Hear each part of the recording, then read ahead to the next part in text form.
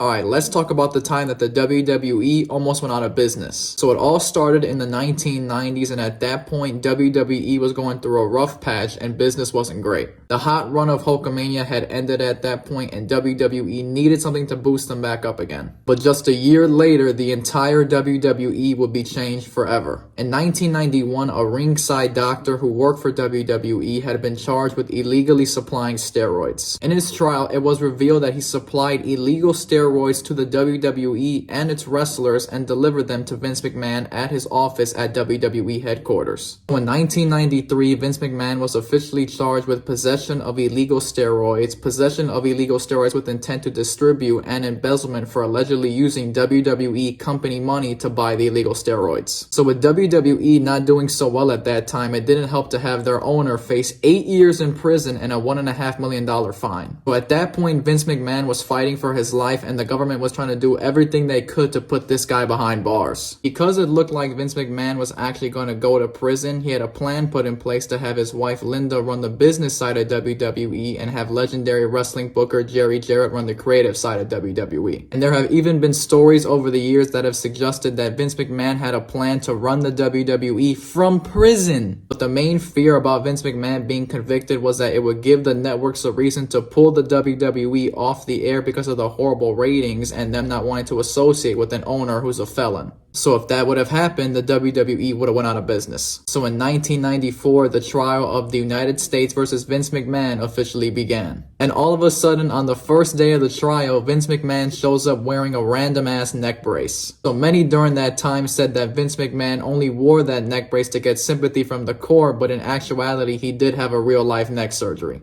Things got even worse for Vince McMahon as the prosecution called Hulk Hogan as their first witness. Hulk Hogan had just left the WWE a year before that in 1993, and a year later in 94, he had signed with WCW. So now the biggest star that Vince McMahon had ever had at that point, and the reason his company existed in the first place, is now testifying against him in court as the employee of his biggest competitor. Hogan literally showed up to court in a full suit, sunglasses, and a bandana. During Hulk Hogan's testimony, he admitted to using steroids, but stated that Vince McMahon never gave them to him, offered them to him, or bought them for him. And Vince McMahon himself admitted to using steroids in 1991, which explains why he looks like this. After an 18-day trial, Vince McMahon was found not guilty. And that would officially change the wrestling business forever. After that, WWE went from promoting bigger wrestlers and started promoting smaller wrestlers as their top guys. Just 2 years later, Stone Cold would win King of the Ring, the Attitude Era would start, and that would save the WWE. And things would go on just fine until 2007, when WWE had the worst year of all time. Shortly after the Chris Benoit tragedy, Congress ordered WWE to hand over a copy of their wellness policy. Now, the wellness policy was the drug policy WWE had implemented after the steroid trial. Months after that, it was revealed that an Orlando-based pharmacy had been supplying WWE wrestlers illegal steroids, including Chris Benoit. So this pissed off Congress even more, and WWE panicked and suspended every wrestler who was found to be taking steroids. And that list included Chris Masters, Booker T, and most notably Randy Orton. Nothing ever came with Congress's threats towards WWE, and they walked away clean once again. Oh yeah, by the way, your tribal chief Roman Reigns was suspended in 2016 for violating the wellness policy.